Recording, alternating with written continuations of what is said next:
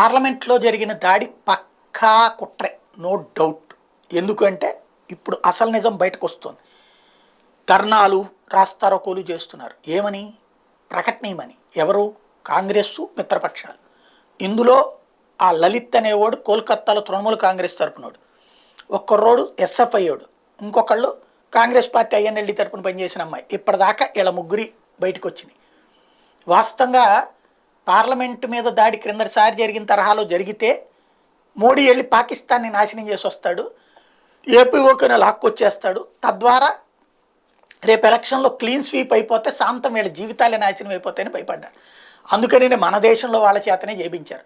ఇది సోరోస్ ఉన్నాడా, లేకపోతే రాహుల్ గాంధీ ప్లాన్ చేశాడా, లేకపోతే ఐఎన్డిఏ కూటమి చేసిందో చెప్పాలి. ఎందుకంటే ఎవడైనా ఒక పార్లమెంట్లో అతి చేసినటువంటి వాళ్ళు, భగత్ సింగ్ ఫోర్సు, బొక్క ఫోర్సు, తొక్క ఫోర్సు అంటూ పనికిమాలిన ఉపన్యాసాలు ఇచ్చేవాడు.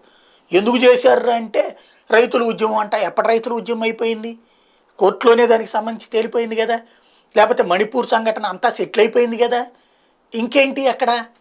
ఇట్లాంటి వాటికి వీడు ఫీల్ అయిపోయి పార్లమెంట్లో అరాచకం చేయాలనుకున్నారండి. అదేంటి? భద్రతా వ్యవస్థని మోడీకి చేత కాదని చూపెట్టడం, లేదా ఈ అర్బన్ నక్సల్ మైండ్ సెట్ని మిగతా ప్రజలకి అంటించడం అన్నటువంటిది.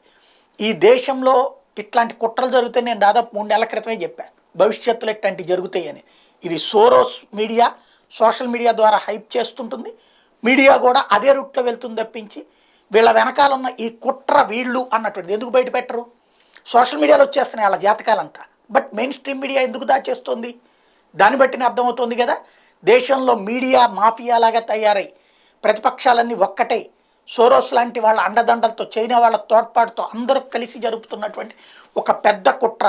ఈ దేశం అర్థం చేసుకోకపోతే మనల్ని బానిసలుగా మార్చడానికి జరిగేటువంటి అతి పెద్దదైనటువంటి మోసం.